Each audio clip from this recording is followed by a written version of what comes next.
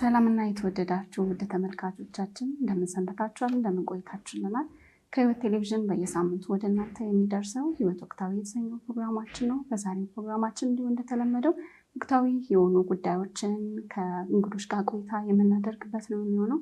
ዛሬ ግን ከወትሮ በተለየ ከኢትዮጵያ ቃለ ሕይወት ቤተክርስቲያን የሰብአዊ ድጋፍና ልማት ኮሚሽን ኮሚሽነር ዶክተር ተፈራ ተሎሪ ጋር ከልማት ኮሚሽኑ ወቅታዊ እንቅስቃሴዎችን ቆይታ እናደርጋለን። ፕሮግራሙን በማስተዋወቅ በመምራት አብሬያችሁ ቆይታ የማደርገው ኒዮማን ከሊል ነኝ።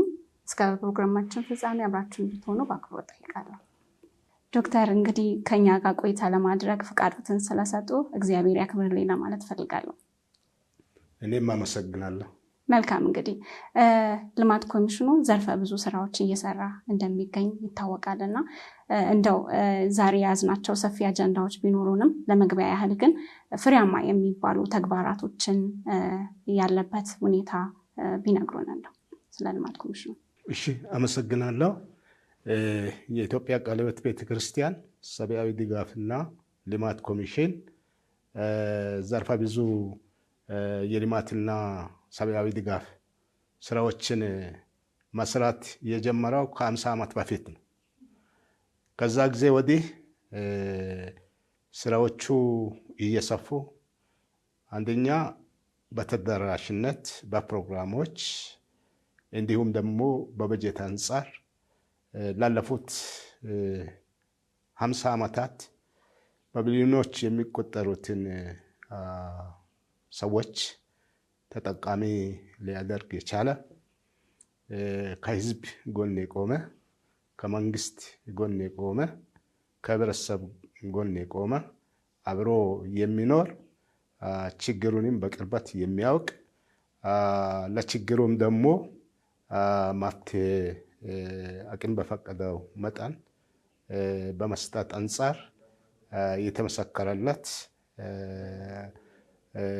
እንዲሁም ደግሞ በወሬ ብቻ ሳይሆን በተግባር እየታዩ ህብረተሰብን መለወጥ የሚችሉ ስራዎችን ሲሰራ የቆየ አንጋፋ ሰብአዊ ድጋፍና ልማት ኮሚሽን እንደሆነ ይታወቃል። እንግዲህ በዚህ በአጭር ጊዜ የ50 ዓመት ወይም ደግሞ ከዛ ለሚበልጥ ጊዜ የተሰሩትን ስራዎች መዘርዘር አስቸጋሪ ይሆናል። ነገር ግን በቅርቡ ምን ስራዎችን ሲሰራ ነበረ የሚለውን ወደ ኋላ የምንመጣበት ቢሆንም አንዳንድ ነገሮችን ለመጥቀስ እሞክራለሁ። በነገራችን ላይ ቅድም በመነሻዬ ላይ እንዳልኩኝ ስርጭቱ ተደራሽነቱ ኢትዮጵያን ያማከለ ስራ ነው የሚሰራው።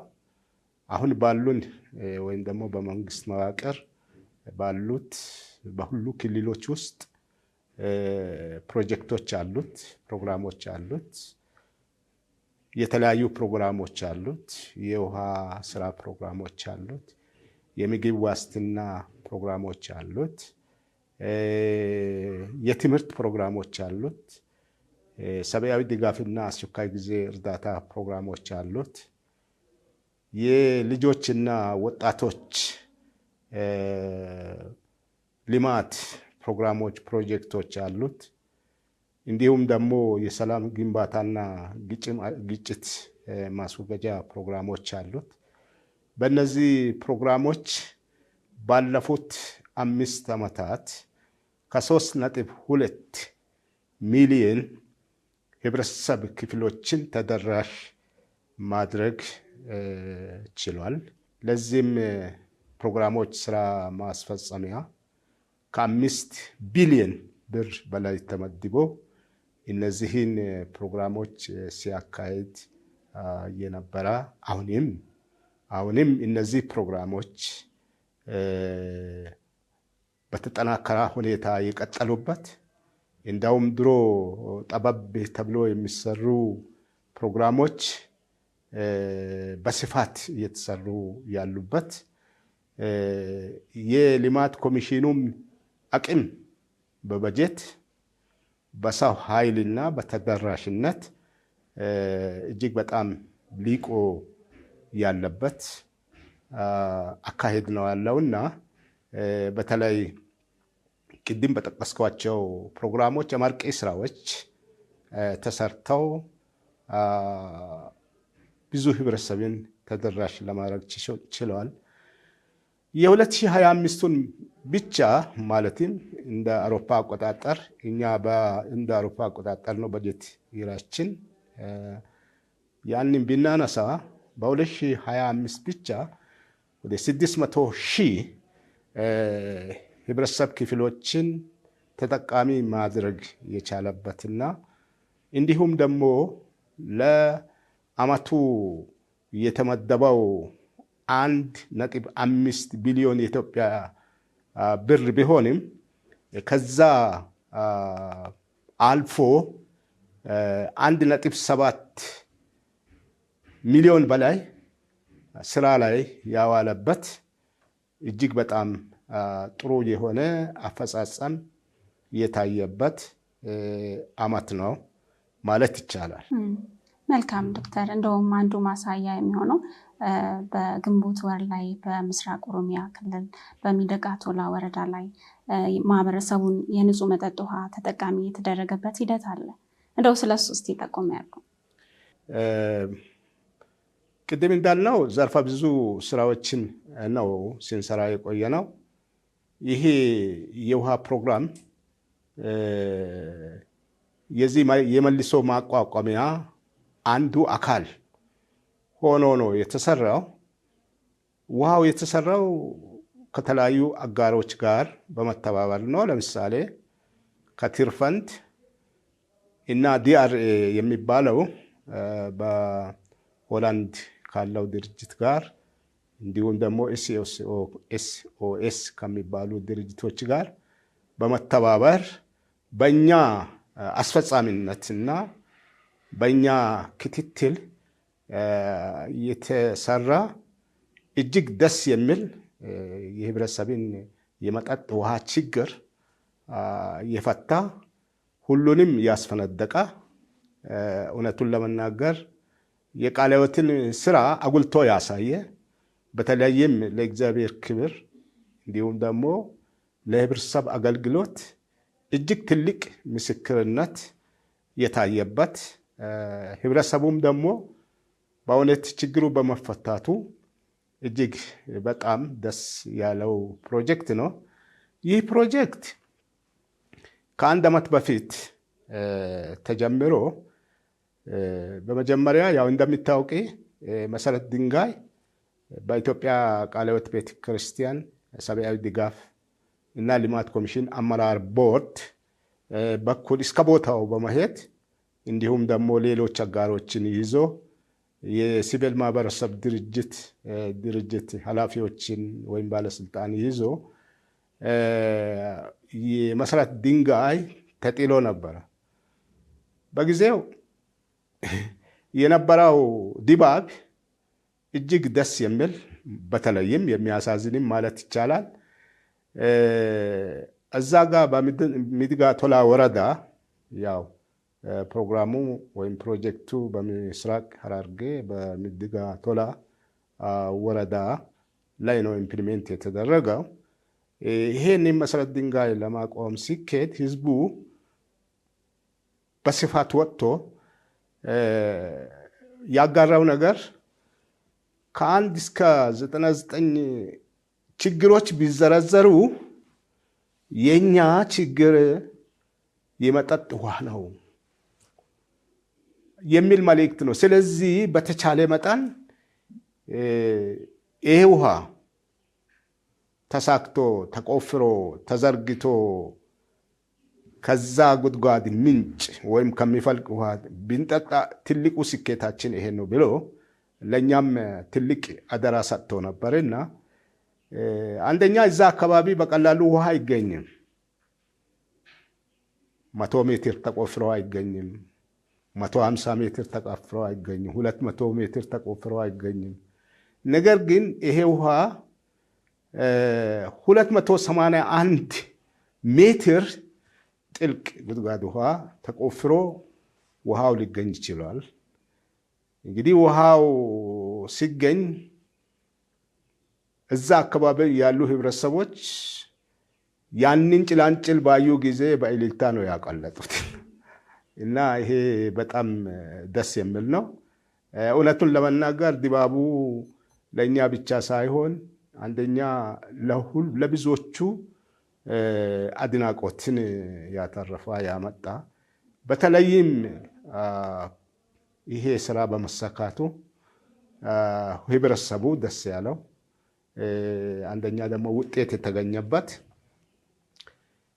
ብዙ ህብረተሰብ ክፍሎች አሁን በፊት የኩሬ ውሃ ሲጠጡ የነበረበት በበሽታ ወይም ደግሞ ውሃ ወለድ በሽታዎች በሌሎችም ወጪያቸውን ለሕክምና የሚያወጡበት በብዙ ችግር የነበሩበት ሁኔታ ነበረ።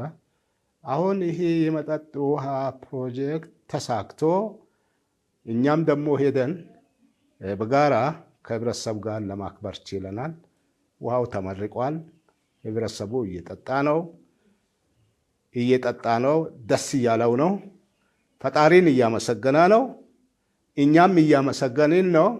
ይሄ ሰብአዊ ድጋፉና ልማት ኮሚሽኑ ከሚሰራቸው ስራዎች በጣም ጥቂቱ ነው።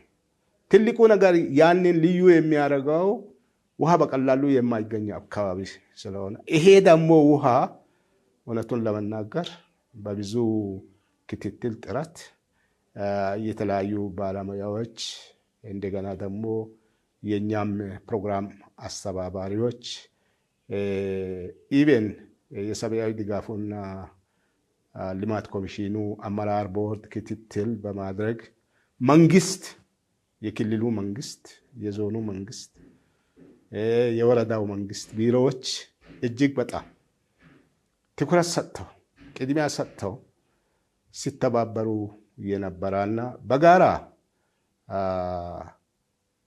በብዙ አጋሮች ቅንጅታዊ አሰራርና በእኛም ኢምፕሊሜንቴሽን ወይም ትግበራ ይሄ ነገር ተሳክቶ እኛም ደግሞ አደራ ተወጥተናል ማለት የምንችልበት ፕሮጀክት ስለሆነ በጣም ደስ ብሎኛል። መልካም ዶክተር፣ እግዚአብሔር ይመስገን ስለዛ ስራ። የኛም የዝግጅት ክፍላችን በዛ ቦታ ላይ ታዳሚ ነበረ በመርሃ ግብሩ ላይና ሰዎች እንደውም ቃለ ሕይወት ካለ ውሃ አለ የሚል አይነት በዜማ በተለያየ ነገር እግዚአብሔርን ሲያወድሱ ነበር በሚገባቸው ቋንቋና እሱን እኛም ለመታዘብ ሞክረናል። እንደው በዚህ ጉዳይ ቀጣይ ሌሎች ሰፋ ያሉ ፕሮግራሞችን አዘጋጅተን ወደ ተመልካቾቻችን እናደርሳለን። ስለዛ እግዚአብሔር ይባረክ። ልማት ኮሚሽኑም ደግሞ እያደረገ ያለው ዘርፈ ብዙ ስራዎች የምንለው አንዱ ይሄ ነው እና የሰዎችን ችግር ከማየት አንጻር ለዛም ደግሞ ምላሽ የሚሰጥበት ሂደት በጣም ትልቅ ነው። እንግዲህ እግዚአብሔር ይመስገን ደግሜ ለማለት ፈልጋለሁ።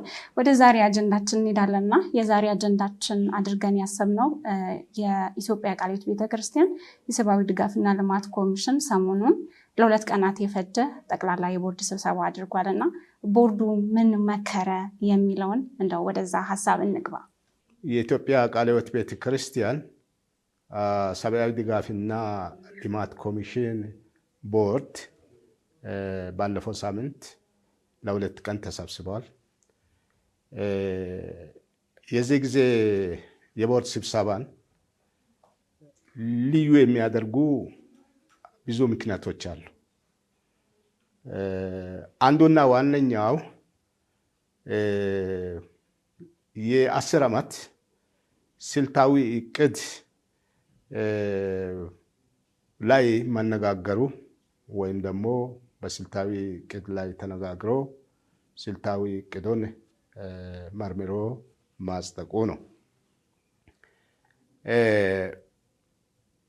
ይህንን ሌላው ደግሞ ልዩ የሚያደርገው እንደሚታወቀው ሰብአዊ ድጋፉና ልማት ኮሚሽኑ በስልታዊ እቅድ ነው ሲመራ የቆየው። ለምሳሌ አሁን ያበቃው ስልታዊ እቅድ እንደ አውሮፓ አቆጣጠር 2021 የተጀመረ ነው። የ5 ዓመት ስልታዊ እቅድ ነበር። ጊዜውን የጨረሰው ታኅሳስ 2025 መጨረሻ ላይ እንግዲህ ያ መሆኑን ተገንዝቦ አዲስ ስልታዊ እቅድ ሰፋ ባለ ሁኔታ ረዘም ባለ ሁኔታ እንዲሰራ ቀደም ሲል ቦርዱ አቅጣጫ ሰጥቷል። አቅጣጫ የሰጠው እንዴት መሰራት አለበት፣ ምን መካተት አለበት፣ ከየት መነሳት አለበት የሚለውን አጠቃላይ አቅጣጫ ሰጥቶናል።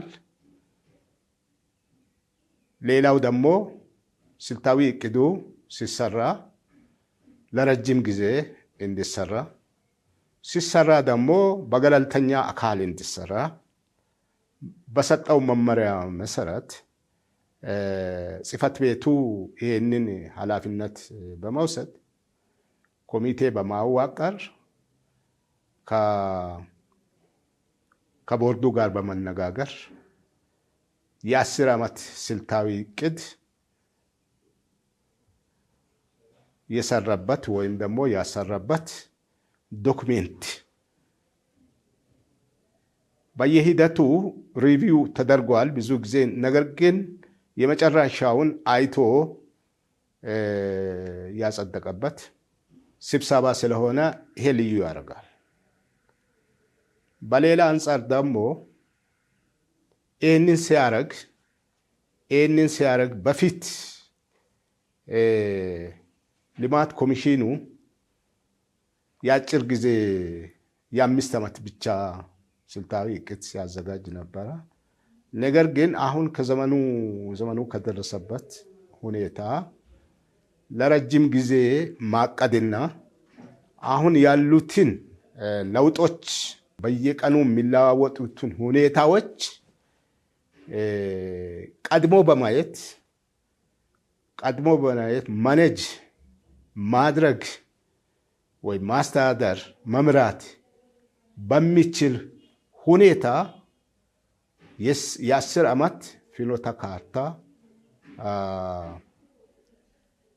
የተዘጋጀበትና የጸደቀበት ስብሰባ ነበር። እንግዲህ ይህንን ሁሉ ካልን በኋላ መነሻው ምን አድርጓል፣ የት ነው የሚለው ጥያቄ ሊነሳ ይችላል። እንደተለመደው ስልታዊ እቅድ መጀመሪያ ውስጣዊ ጥንካሬና ደካማ ጎንን በማየት በመፈተሽ መጀመር አግባብ ስለሆነ የተጀመረው ውስጣዊና ውጫዊ ሁኔታዎችን፣ ጥንካሬዎችን፣ ስጋቶችን በማየት ነበረ። እንግዲህ ቅድም እንዳልነው ስልታዊ እቅዱ የተሰራው በገለልተኛ አካል ስለሆነ የአጠናን ዘዴዎችን የሚሳተፉ ባለድርሻዎችን ከላይ እስከ ታች ድረስ የህብረተሰብ አካልን፣ የመንግስት ቢሮዎችን፣ የአጋር ድርጅቶችን በሙሉ ባካተታ ሁኔታ እነዚህ ቅኝቶች ቅድም ያልኳቸው ተደርጓል። በዛ መነሻ በማድረግ ስልታዊ አቅጣጫዎችን ወደ መቀየስ ነው የመጣ። ለምሳሌ ውስጣዊ ቅኝት ያሳየን ነገር ጠንካራና ደካማ ጎኑን ብናይ ሰብአዊ ድጋፍና ልማት ኮሚሽኑ የህብረተሰብ ጠንካራ መሰረት ላይ የተመሰረተ ነው የሚል ነው። ይሄ በጣም ጥሩ ነው። እውነቱን ለመናገር የምናገለግለውም ያው ህብረተሰብ ስለሆነ ማለት ነው። ስለዚህ ይሄንን እንደ ጥንካሬ ተወስዷል። ሁለተኛው ደግሞ ሰብአዊ ድጋፉና ልማት ኮሚሽኑ የተፈተኑ ከአገራችን አልፎ ወይም እኛ ከምናገለግለው ህዝብ አልፎ ለዓለም ሊተርፍም የሚችል ሞዴሎች ያሉት መሆኑ ታይቷል። ለምሳሌ የስራ ፈጠራ፣ ገቢ ማስገኛ ይሄ በራስ አገዝ ቡድኖች ፕሮሞሽን የሚሰራው አንዱ ሞዴል ነው። ሌላው ኮንሰርቬሽን አግሪካልቸር የሚለው በትንሽ ቦታ ብዙ ማምረት ኢንቫይሮንሜንቱን ወይም አካባቢውን በማይጎዳ ሁኔታ እርሻ ማዘመን፣ ምርት ማሳደግ፣ እነዚህ አንዱ ቃለ ሕይወት የኔ ሞዴል ናቸው የሚላቸው ናቸው። እሱ ብቻ አይደለም። በትምህርት አካታችነት እንደገና ደግሞ በውሃ በመስኖ በሌሎችም ነገሮች ልዩ ሞዴል ያለው። ሌላው ሰብአዊ ድጋፉና ልማት ኮሚሽኑ በነገራችን ላይ በተወሰነ በጀት ብዙ ስራ መስራት ልምድ እንዳለው፣ ሌላው ደግሞ ሰብአዊ ድጋፉና ልማት ኮሚሽኑ ህብረተሰብን ባካተታ መልኩ ስራዎችን ሲሰራ ከታች እንደሚጀምር፣ ሌላው አማኔታ እንዳለ የህብረተሰብ የአጋሮች የመንግስት አማኔታና ጤናማ የሆነ ግንኙነት እንዳለው አመልክቷል። ያ ጠንካራ ጎኑ ሲሆን ደካማ ጎኖችም የታዩበት ነበር። በተለይ እነዚህ ደካማ ጎኖች መሻሻል ያለባቸው ነገሮች የሚጠቁም በመሆኑ አንዱ ምንድን ነው? የፈንድ ምንጫችን ውስን ነው፣ ወይም ደግሞ ብዙ ጊዜ ለፕሮጀክቶች ማስፈጸሚያ የውጭ እገዛ ነው ትኩረት የምናደርገውና ይሄ አካሄድ መቀየር አለበት። ልማቱ የዜጎች የቤተ ክርስቲያን የህብረተሰብ የአካል ከሆነ ይህንኑ የውጭ ዲፔንደንሲ ወይም ደግሞ በእሱ ብቻ ጥገኛ የመሆኑ ነገር መቀነስ አለበት። ለዚህ ዘዴዎች፣ አካሄዶች መቀየስ አለባቸው የሚለውን ነገር ነው ያመጣው። ሌላው ደግሞ ውጫዊ ቅኝት የተደረገበት ነበረ። የመንግስት ፖሊሲ ያለው ኢንቫይሮንሜንት፣ ቴክኖሎጂ፣ አሁን ያሉ ነገሮች ለውጦቹ በዓለም ዙሪያ በአገር በአካባቢም ድሮ ለውጥ አዝጋሚ ነበረ። እንደሚታወቁ ብዙ ነገር ብዙ ሼኪ ግራውንድ የምንለው ብዙ በማይረብሽ ሁኔታ የተረጋጋ አካሄድ ትንሽ በትንሹ ነበረ። ነገር ግን ዛሬ ለውጥ በሰዓታት ውስጥ ነው። እንደ ድሮ ቀንም አልጠብቅም፣ ሰዓታትን እንደገና ደግሞ አመት ቀርቶ በአንድ ወር ውስጥ በነገራችን ላይ ብዙ ነገሮች እየተለወጡ ናቸው። የኢኮኖሚ ነገር፣ ማህበራዊ ነገር እንግዲህ ወደ ፖለቲካው አልሄድም። የፖለቲካውን ጉዳይ የፖለቲከኞች ያውቃሉ። ስለዚህ በጣም ይሄንን መነች የማረጉ ነገር እውነቱን ለመናገር እና ቀድሞ መገኛትና ማቀድ እንደሚያስፈልግ ይሄ ቅኝቱ በጠቆማ መሰረት በዚህ መሰረት ስልታዊ አውታሮች ተለይተዋል።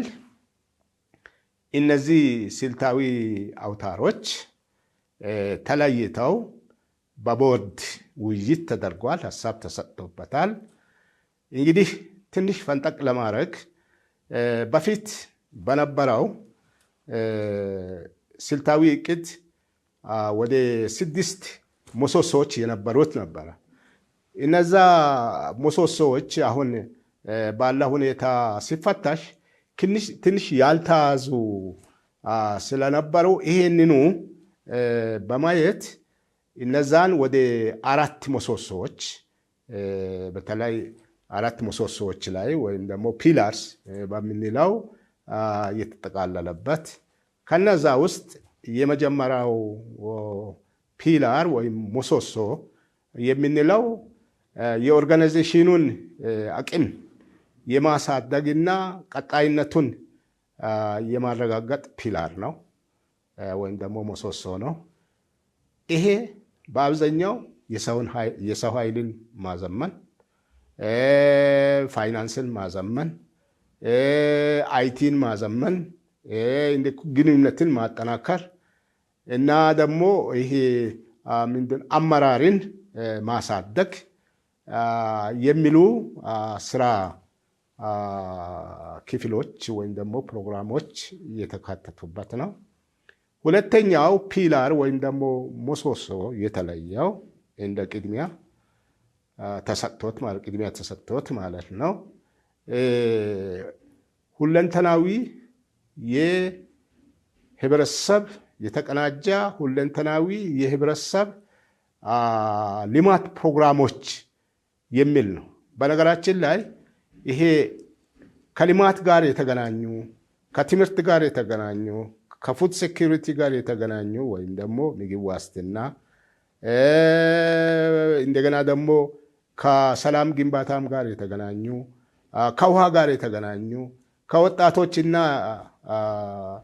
ከወጣቶችና ማነው ልጆች ልማት ጋር የተገናኙ ፕሮግራሞች ያሉበት ትልቅ ምሰሶ ነው።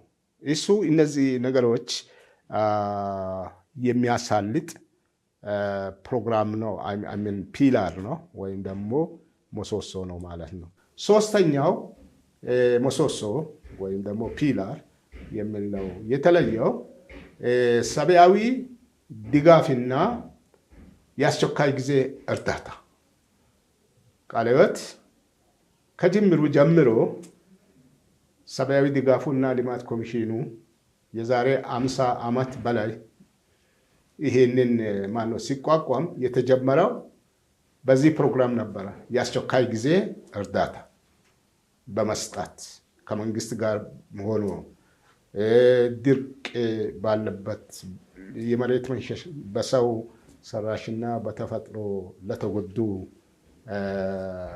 የህብረተሰብ ክፍሎች እገዛ በማድረግ በመድረስ ይሄንን ሲሰራ ይሄን ደግሞ አጠናክሮ ለመቀጠል ይሄ ምሰሶ ተለይቷል። እንግዲህ ሰብአዊ ድጋፍና አስቸኳይ ጊዜ እርዳታ ችግሩ ሲከሰት መጫጫህ ወይም ደግሞ ለዶነሮች ወይም እንደዚህ ፋንድሬዝ ለማድረግ ከችግሩ በኋላ ሙከራ እውነቱን ለመናገር ሰዎች ኦልሬዲ ከተጎዱ በኋላ ሊደርስ ይችላል። ግን ቀድሞ ማሰቡ አስፈላጊ ስለሆነ ከድሮ ይህንን ምሰሶ ወይም ፒላር የሚለየው ምንድን ነው? ዝግጁነት ያስፈልጋል፣ ዝግጅት ያስፈልጋል የሚለውን ይሄንን ከቀድሞ ምንም ችግሩም ሳይከሰት ዝግጅት ይደረግ። አንደኛ ቤተክርስቲያናችን ምዕመናን፣ እንደገና ደግሞ ዜጎቻችን፣ ህብረተሰቡ ፕሮጀክቶች በሚሰሩበት በማይሰሩበት እንደ ኢትዮጵያ በራሳችን ለምንድን ነው ችግር መፍታት መሞከር አለብን። በእርግጥ ከዜሮ እንነሳለን ሳይሆን እንደዚህ አይነት ኢኒሼቲቮች አሉ። በፊትም ይሄ ሎካላይዜሽኑ የአካባቢ ምዕመናኑ ህብረተሰቡ ሰፖርት ያደርገ ይህን በተቀናጀ ሁኔታ ኢቨን የእህል ባንክ እስከ ማቋቋም በየደረጃው ዝግጁነትን ከምንም ሳይመጣ መቀጠል እንዳለብን ወይም ደግሞ ለዚህ ደግሞ ሜካኒዝም ወይም ደግሞ ዘዴዎችን መፍጠር ኢንስቲትዩሽን መፍጠር ይሄንን ደግሞ አይ ቲንክ እንደ ቅድሚያ ነገር ማየት እንዳለብን ሚንዋይል ይላሉ ፈረንጆቹ። ያ የሆነ አሁንም ችግሮቹ በሚከሰቱበት ከአጋሮቻችን ጋር በመነጋገር እገዛ ማድረግ በሚያስችል ሁኔታ ነው። ሶስተኛው ፒላር። አራተኛውና የመጨረሻ ፒላር ማለት ነው ወይም ደግሞ ምሰሶ ይሄንን ፍኖተ ካርታ ሊመራ ይችላል የተባለው ስልታዊ እድገት እና የፕሮግራሞችን አፈጻጸም ማሳለጥ ኳሊቲውን መጨመር። ሌላው ደግሞ የስልታዊ እድገት ስንል ለምሳሌ አሁን በአብዛኛው ፕሮግራሞቻችን ከዚህ ከዋናው ሰብአዊ ድጋፍና ልማት ኮሚሽን ቢሮ ኮኦርዲኔሽኑ አስተባባሪነቱ ወይም ደግሞ እንደዚህ ስራ እንትን የማድረጉ ነገር በአብዛኛው ኃላፊነቱ በዚህ ቢሮ ነው የሚከናወነው። ያንን አሁን በዓለም ዙሪያ የሎካላይዜሽን አካባቢውን ማልማት አካባቢ ኢንስቲቱሽንስ ወይም ደግሞ ቤተክርስቲያን ወለድ ህብረተሰብ ወለድ ድርጅቶች ጋር አብሮ በአካባቢ መስራት እንደገና ደግሞ አቅምን ማሳደግ እንደገና ደግሞ ይሄ ፓወር የሚባለው ወደዛ ማነው ማድረስ ወይም ደግሞ ከዚህ ምንድነው ኃላፊነትን ከስልጣን ጋር መስጠት የሚለው አንዱ የስራ አቅጣጫ በዚህ ስር የተለየ ስለሆነ ሌላው ደግሞ አንደኛ የፕሮግራሞቻችን አፈጻጸም በጊዜ በሰዓቱ በታማኝነት ኢንቴግሪቲን የቤተ ክርስቲያንን በሪሶርስ አያያዝ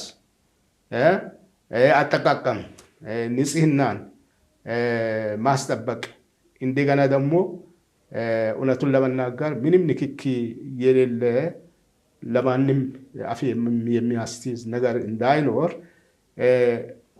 የሚንከሰስበት ነገር በቫሊዩ ወይም ደግሞ በቤተ ክርስቲያናችን እሴቶች መሰረት ሊቀን መገኛ ስለሚያስፈልግ ይሄ በአብዛኛው ተጠናክሮ የቁጥጥሩ እንደገና ደግሞ ግምገማው ከዛ በመነሳት ደግሞ ስራ የማሻሻል ፖሊሲዎችን የማሻሻል እንደገና ደግሞ ተገቢውን ምላሽ የመስጠት ቀድሞ የመገኛት ለሌሎቹ ምሳሌ ማሆን በሚቻልበት ሁኔታ ይሄ አራተኛው ፒላር እነዚህን ለመስራት ተለይቷል፣ ታቅዷል። እንግዲህ ይሄ ሁሉ ከሆነ በኋላ ምንድነው ኦኬ እነዚህ በቂ ናቸው አይደለም። ስለዚህ ምንድነው በዛ መነሻ የአምስት ዓመት እቅድ ተዘጋጅቷል። ያ ማለት 5 ዓመት ያልኩኝ የ10 ዓመት አቅጣጫ የ5 ዓመት ተግባራዊ እቅድ። ምክንያቱም ያው አሁን ባለው ለውጥ ለ10 ዓመት አንድን በጀት አቅዶ እንደዚህ ነው ማለት ብዙ ነገሮች ስለሚለወጡ የ5 ዓመቱን ተሞክሮ አይተን ያንን ደግሞ ማሳደግ በሚቻልበት ሁኔታ በጀት ተበጅቶለታል፣ ተዘጋጅተዋል ማለት ነው። እንግዲህ እነዚህ እንዴት ናቸው? ምን ግቦቹስ ምንድን ናቸው የተባለው ትልቁ ነገር ምንድን ነው?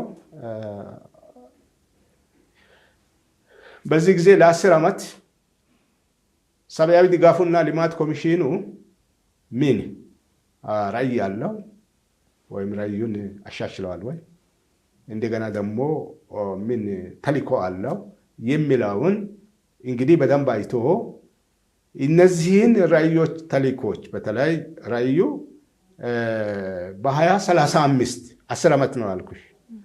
በ2035 የህብረተሰቡ ኑሮ በተለይም ኮሚሽኑ የሚያገለግላቸው ተደራሽ የሚያደርጋቸው የህብረተሰብ ኑሮ በሁለንተናዊ መልኩ ተለውጦ ከድህነት ወጥቶ ዘላቂ ልማት ሲያመጣ ማየት ነው። እንግዲህ ይሄ ያ ማየቱ ራዕዩ ወደ ጎል ተልዕኮ ደግሞ ይሄ እንዲሆን ድጋፍ የተለያየ ቴክኒካል ድጋፍ፣ ፋይናንሻል ድጋፍ ሊሆን ይችላል። እንደገና ደግሞ ያንን በቅቶ ዘላቂ ልማት እንዲያመጣ ማገዝ ነው ተልዕኮ ማለት። ስለዚህ እነዚህን ተልዕኮች ማስፈጸሚያ ግቦች ተለይተዋል በሚለካ ሁኔታ ማለት ነው።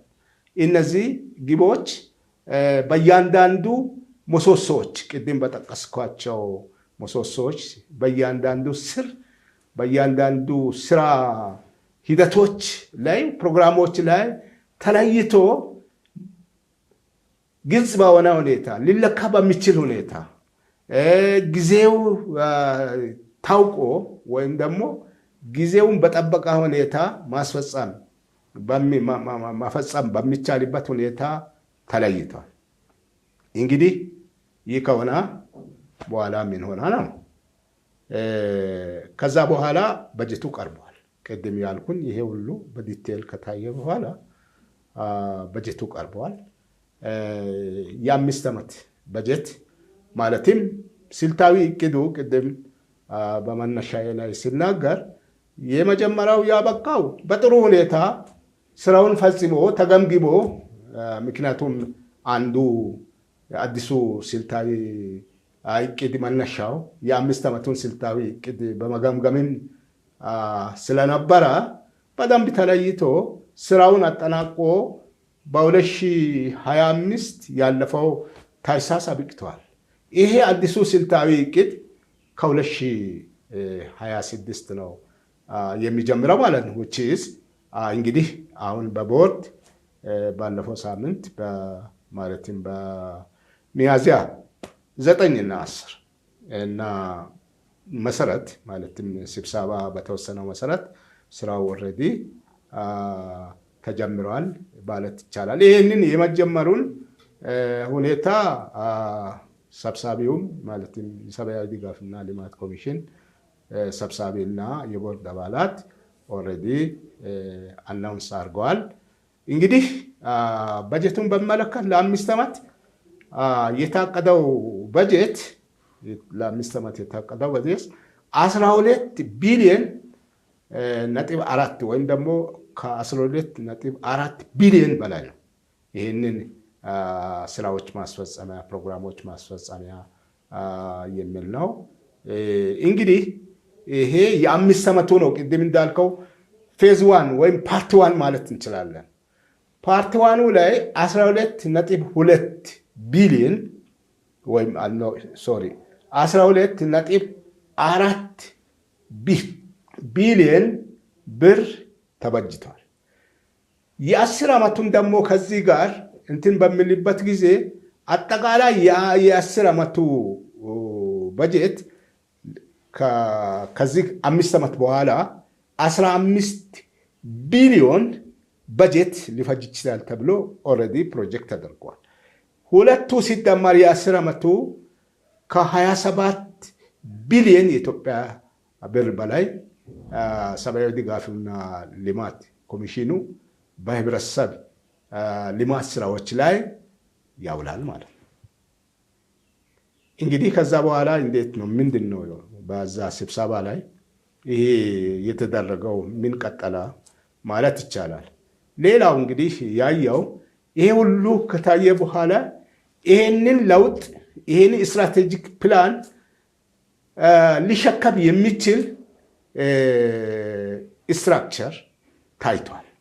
እንግዲህ በፊት ያው ስትራክቸር ነበረ። አሁን ካሉት ፒላሮች ጋር ለማገናኘት ታይቶ ያም መሸከም በሚችል መልኩ ሰብአዊ ድጋፉና ልማት ኮሚሽኑ አመራር ቦርድ አይቶ በነዛ ላይም ተነጋግሮበታል ማለት እችላለሁኝ። እንግዲህ ደን ከዛ በኋላ እንደ ቦርድ ስብሰባ አካል የቀጠለው ምንድን ነው?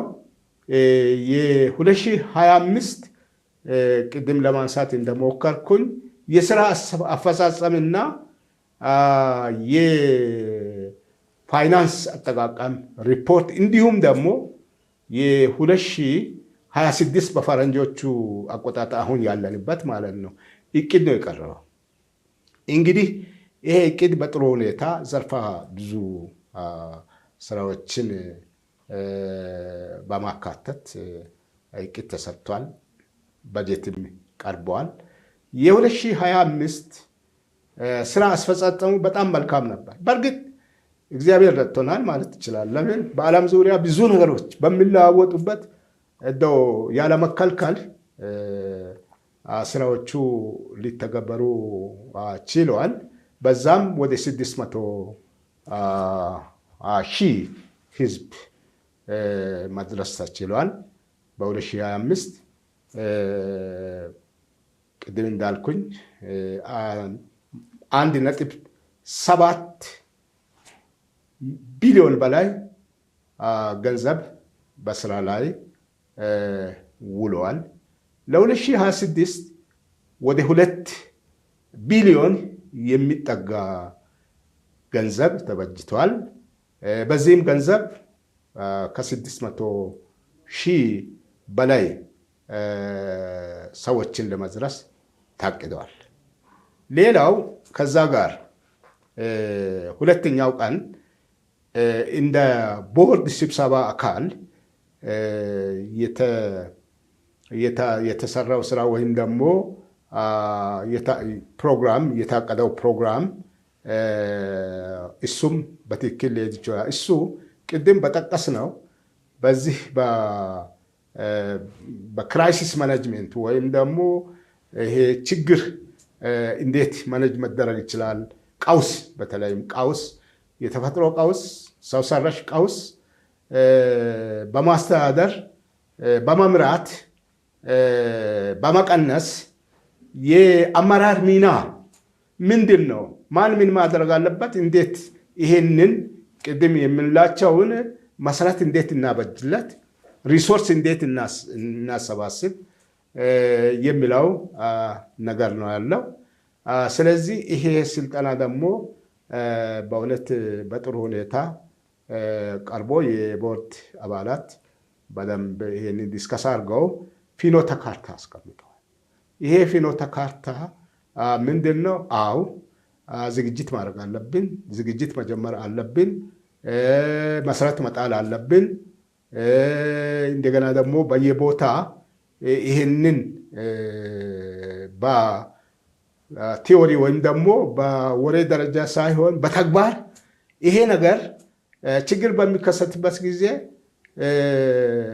የራሴ ብሎ ችግሩ የራሴ ነው ብሎ ሁሉም እና ዝግጅት ማድረግ እንዳለበት ይህንን ደግሞ የሚያስፈጽም ኮሚቴ እንደገና ደግሞ በየደረጃ ያሉ የቤተ ክርስቲያኖቻችን አመራር አካላት ለዚህ አንደኛ ዝግጅት እንዲያል፣ ሁለተኛ ግንዛቤ ማስጨበጫ ወይም ደግሞ ማሳደጊያ ስልጠናዎች እና መካኒዝሞች ወይም ዘዴዎች በሁሉ መዋቅራችን ያው መተግበር ስላለበት የግንዛቤ ማሳደጊያ ስልጠናዎች መጀመር እንዳለባቸው ተወስኖ በዚህ ላይ ዝግጅት በማድረግ ላይ ነው የምንገኘው። አመሰግናለሁ ዶክተር። በጣም ሰፊ ማብራሪያ የታከለበት ሀሳብ ነው የሰጡን። በተለይም የበጀቱን መጠን በቁጥር ደረጃ ገልጸው በአራት ምሰሶ ብለው የፒላሮችንም አጀንዳዎችንም አንስተውልናል። እንግዲህ እነዚህ የስልታዊ እቅዶች ወደ ጠቀሜታው እንለፍና እንደ ሀገር እንደ ቤተ ክርስቲያን ለልማት ኮሚሽኑ የሚሰጠው ጠቀሜታስ ምንድን ነው የሚለውን ነው። አው በጣም ጥሩ፣ በጣም ቆንጆ ጥያቄ ነው። ብዙ ጠቀሜታ አለው። አንድ ነገር ቅድም ብያለሁ። አንደኛ ስልታዊ እቅዱ እንደ ፍኖተ ካርታ ነው የሚያገለግለው ማለት ነው። ለምሳሌ ፍኖተ ካርታ ማለት የሚመራበት አውታር ወይም ደግሞ አቅጣጫ ማለት ነው። ለምንድን ነው ይሄ ስልታዊ እቅድ የሚጠቅመን? የሚመጡትን ለውጦች ቀድሞ አይቶ አንደኛ ለማካተት ኢቫሉዌት ማድረግ አንድ፣ ሁለተኛ ደግሞ ስልታዊ እቅዱ የሚጠቅመው ያለንን ሚገር ሪሶርስ ይላሉ ፈረንጆች፣ አነስተኛ ሀብትን በአግባቡ ለታቀደው ስራና ዓላማ ለመጠቀም ይሄንን ደግሞ በአግባቡ መጠቀሙን የሚያረጋግጥ ፍኖተ ካርታ ማለት። ሁለተኛ ደግሞ አንደኛ ስልታዊ በሆነ መንገድ ቅድሚያ በሚሰጡት ችግሮች ላይ ቅድሚያ ለመስጠት። ይህ ማለት አይ ሌሎች ችግሮች ቢመጡ አነካም አይደለም። በየጊዜ ኢቫሉዌት እየተደረገ እነዚህ ይካተታሉ። ስለዚህ ያንን ለማድረግ አንደኛ መንገድ የሚከፍት አቅጣጫ የሚያሳይ ትግበራውን የሚያሳይ ሪሶርሱን በአግባቡ ማኔጅ ለማድረግ የሚያስችል ስልት ነው ማለት ነው። መልካም ዶክተር፣ እንደው ሳልጠቅስ ግን ባላልፍ የምለው አንድ ጥያቄ አለ። እነዚህ ፒላሮቹ ላይ የተቀመጡ እንዲሁም ስልታዊ እቅዱ ላይ የተካተተ የሀብት ማሰባሰብ ጋር ተያይዞ የሄደበት ስያሜም የተሰጠው አንዱ ኦፕሬሽን ፖላራይዜሽን የሚል ስያሜ የተሰጠው ስለሱ እንደው ስለ ስያሜውም ለተመልካቾቻችን ግልጽ የሆነ ሀሳብ ለማስተላለፍ ስለሱ ትኩረት ሰጠ። ሃርሞናይዜሽን። እሺ፣ በጣም አመሰግናለሁ። ጥሩ አሳስበሻል። ኦኬ፣ በጀቱ ቅድም እንደጠቀስኩኝ ለሚቀጥሉት 5 ዓመታት 12.4 ቢሊዮን በላይ እናሰባስባለን፣ ስራ ላይ እናውላለን የሚል ነገር ኦልሬዲ ተጠቅሷል፣ በቦርዱ ጸድቋል። አሁን ሌላው ሪሶርሱ ከየት ነው የሚመጣው የሚለውን ነገር ብናነሳ ሪሶርሱ በዋናነት አሁን ባለ ሁኔታ ማለት ከአጋሮች ሊሰባሰብ ይችላል፣ ከሀገር ውስጥ ሊሰባሰብ ይችላል፣ ከተለያዩ አጋሮች ማለት።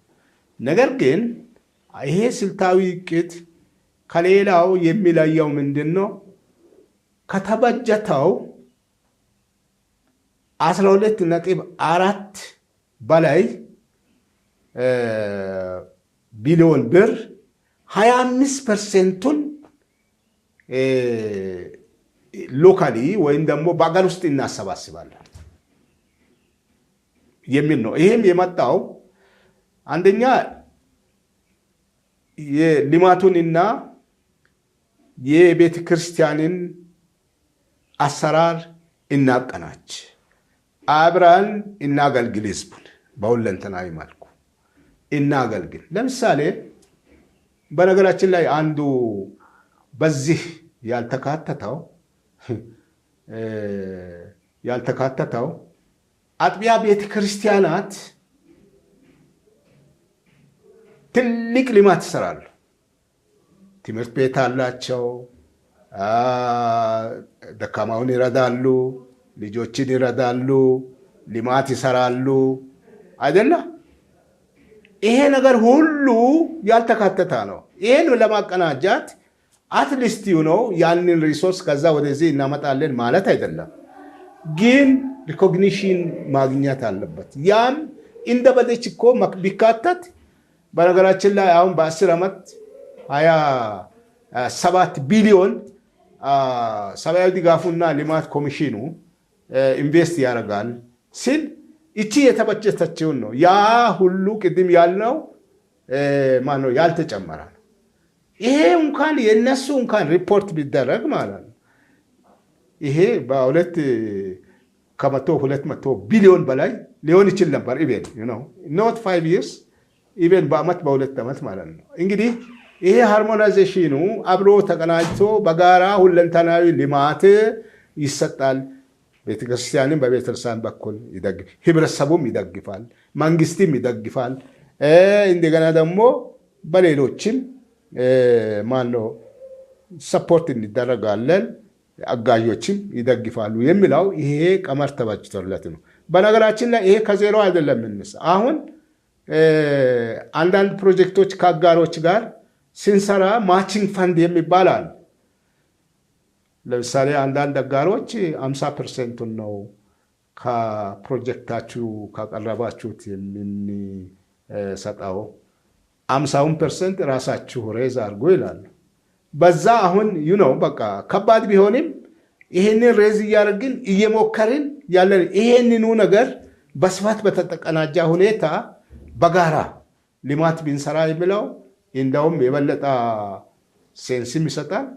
እንደገና ደግሞ የእኛ ልማት ነው ብለን መኩራት እንችላለን። ስለዚህ ይሄ ነው አሁን ያለው አቅጣጫ ማለት።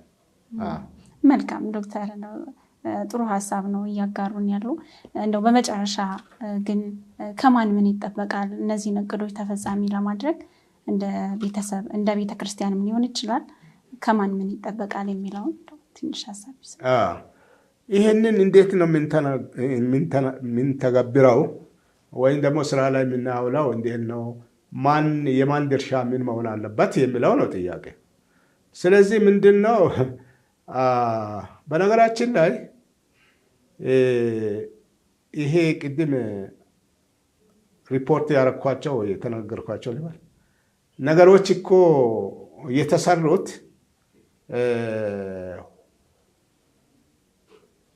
በሁሉም ባለድርሻ ተሳትፎ ነው። ለምሳሌ ህብረተሰብ የራሱ የሆነ ተሳትፎ አለ፣ መንግስት ተሳትፎ አለ፣ ቤተክርስቲያናችን ምዕመናን ተሳትፎ አለ፣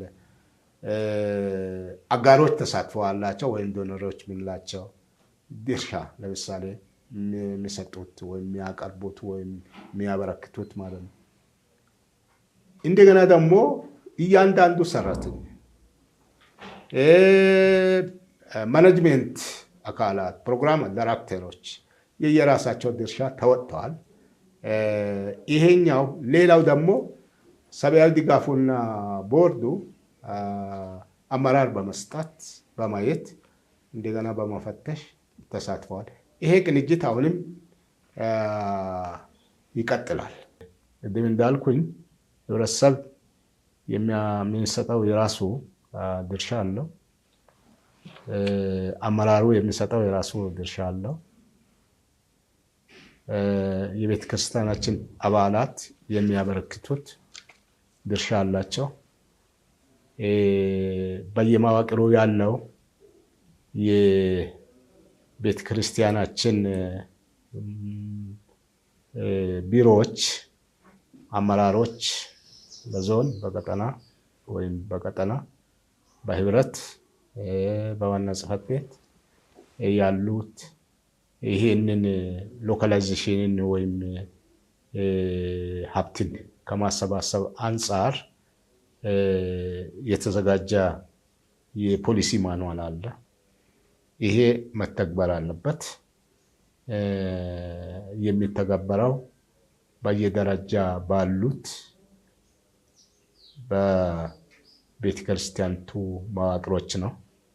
አንደኛ ልማት እና ሰብአዊ ድጋፍ ኮሚሽኑ እነዚህን መዋቅሮች ተጠቅሞ ስራ ወደ ታች ወደ መሬት የሚያወርደው ወደ ህብረተሰብ የሚያወርደው ያንኑ መዋቅር ነው። ምክንያቱም ሌላ መዋቅር ቢሆን አንደኛ አድሚኒስትሬሽን ወጪ ብዙ ነው። ሁለተኛ ደግሞ ቤተክርስቲያናችን በህብረተሰብ ውስጥ ስላለ የልማት እና ሰብአዊ ድጋፉ ኮሚሽን ኤጀንት ነው። ስለዚህ ምንድን ነው ያንን ነገር የበለጠ በማቀናጀት ኮሚቴ በማዋቀር እንደገና ደግሞ በየደረጃ ኃላፊነት ለመስጠት ኦልሬዲ ቦርዱ ተነጋግሮ አሁን ትግበራው ተጀምሯል። ስለዚህ ሁሉም ባለድርሻ አካላት የራሳቸው የሆነ አስተዋጽኦ ያበረክታሉ፣ ሲያበረክቱም ነበር። ይሄ ሁሉ ትልቅ ስራ የተሰራው አገራዊ ስራ ማለት እንችላለን። የተሰራው እውነቱን ለመናገር በሁሉ ባለድርሻ አካላት ተሳትፎ ነው። በአመራሩ ተሳትፎ፣ በሰብአዊ ድጋፉና ልማት ኮሚሽኑ ሰራተኞች፣ ማናጀሮች፣ የአስተዳደር ኮሚቴ፣ ሌሎችም ባለሙያዎች ተሳትፎ ስለሆነ ይሄ ተሳትፎ እንደውም የበለጠ ከፍ ለማድረግ እቅድ ተዘርግቷል። ይሄ እቅድ ደግሞ ኦልሬዲ ተጠናክሮ እንጂ በፊትም ሙከራው አለ። ይገዛው አለ። ይሄ የበለጠ ተጠናክሮ በአዲስ መልክ ለማስቀጠል የሌሉትን ነገሮች ወይም ደግሞ በፊት የተዘነጉትን ነገሮች እያካተትን ስራውን ለመቀጠል እንግዲህ እንደ እግዚአብሔር ፈቃድ እነዚህ የ10 ዓመት አቅጣጫ ጠቋሚ ወይም ደግሞ ፍኖተ ካርታ ተዘርግቷል፣ ተጀምሯል። እንግዲህ የሁሉ እገዛ እና ርብርብ ይፈልጋል ማለት ነው። ዶክተር እኔ ጥያቄዎቼን ጨርሻለሁ። እንደው በመጨረሻ ቀረ የሚሉት ሀሳብ ካለው ወይም ማመስገን መልእክትም ካሉት እድል ስጡት። አመሰግናለሁ። በመጀመሪያ ለፈጣሪያችን ለአምላካችን እግዚአብሔር ምስጋና ይገባል። እሱ ባይረዳ ባይጠብቅ ሀገራችንን ሰላም ባያረግ ኖሮ ወጥቶ መግባትም አይቻልም ነበር።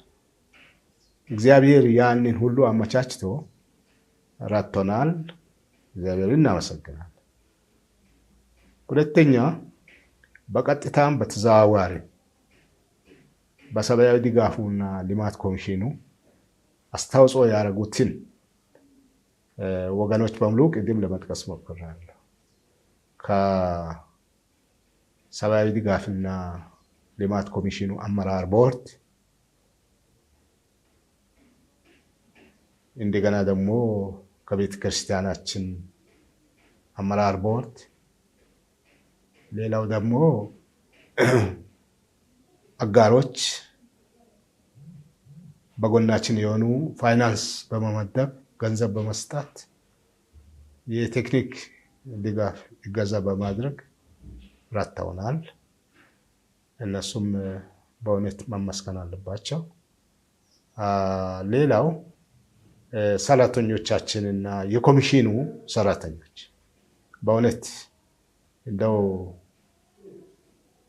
ሰለቸኝ ሳይሉ ደከመኝ ሳይሉ ኢቭን አንዳንድ ግጭቶች ባሉባቸው አካባቢዎች ለህይወታቸው ሳይሳሱ በእውነት እግዚአብሔር ጠብቋቸዋል እንጂ ሁኔታው የማላውስ ነበረ። ግን በዛ ሁኔታ አልፈው ይሄ ውጤት እንዲመጣ ምክንያት ሆነዋል። እነሱንም ማመስገን እንችላለን። ሁሉንም የኮሚሽኑን ባልደረቦች ቅድም እንዳልኩኝ። ስለዚህ ምንድነው እንግዲህ እናንተንም አመሰግናለሁ ይህንን ወደ ህዝብ በማድረስ እውነተኛውን ስራ። አሁን ትልቁ ነገር ቃለ ሕይወት ያው ብዙ ስራ ትሰራለች፣ ብዙ አየላ አታወጣምና አሁን ያለው ሁኔታ ጥሩ ነው፣ ተጀምሯል። እንግዲህ ደረጃውን በጠበቀ ጥረቱን በጠበቀ ሁኔታ ተደራሽ ቢደረግ ለመማሪያ ይሆናል የሚል እንትን አለኝ። እነዚህ የጠቀስኳቸውና ያልጠቀስኳቸው ወገኖች በጸሎት ይረዱዋል፣ በተለያየ ሁኔታ ይረዱዋሉ። እነሱም መርሳት የለባቸውምና አጠቃላይ እንግዲህ ስለሆነ ሁሉ እግዚአብሔር የተመሰገነ። አሜን። ዶክተር እኔም ጥሩ ቆይታ ነበረኝ፣ በዛ ደስተኛ ነኝ። እርስዎ እንግዲህ ልማት ኮሚሽኑ የኢትዮጵያ ቃለ ሕይወት ቤተክርስቲያን ሰብአዊ ድጋፍና ልማት ኮሚሽን ፍሬያማ የሚባሉ ስራዎችን መስራቱን የሚያሳዩ አንዳንድ ነገሮችን ጠቆም አድርገውልኛል። ከዛም ባሻገር ደግሞ የቦርዱ ስብሰባ ምን አይነት ስልታዊ እቅዶችን አነሳ፣ አጀንዳዎቹ ምን ይመስላሉ፣ ለዛ የተያዘው በጀት ምንድን ነው የሚለውን ለ10 ዓመት የተያዙ እቅዶች ላይ በሰፊው ሀሳብ ሰጥተውኛል። ስለነበረን ቆይታ ከልብ አመሰግናለሁ። ይህ ግን በዚህ አያበቃም። ቀጣይ በሌሎች ሀሳቦች ነው የምንገናኝ የሚሆነው። ውድ ተመልካቾቻችን ከኢትዮጵያ ቃለ ሕይወት ቤተክርስቲያን የሰብአዊ ድጋፍና ልማት ኮሚሽን ኮሚሽነር ዶክተር ተፈራ ተሎሬ ጋር ወቅታዊ የሆኑ የልማቱን ስራዎች አንስተናል። እናንተም የተከታተላችሁትን ይመስል ነበር። ፕሮግራሙን ደግሞ በመምራትና በማስተዋወቅ ከእናንተ ጋር ቆይታ ያደረግኩት እኔ ሮማን ከሌል ነበርኩኝ። ቀጣይ በሌሎች አጀንዳዎች ከዶክተርም ጋር ተመልሰን እስክንገናኝ ሰላም ቆዩ።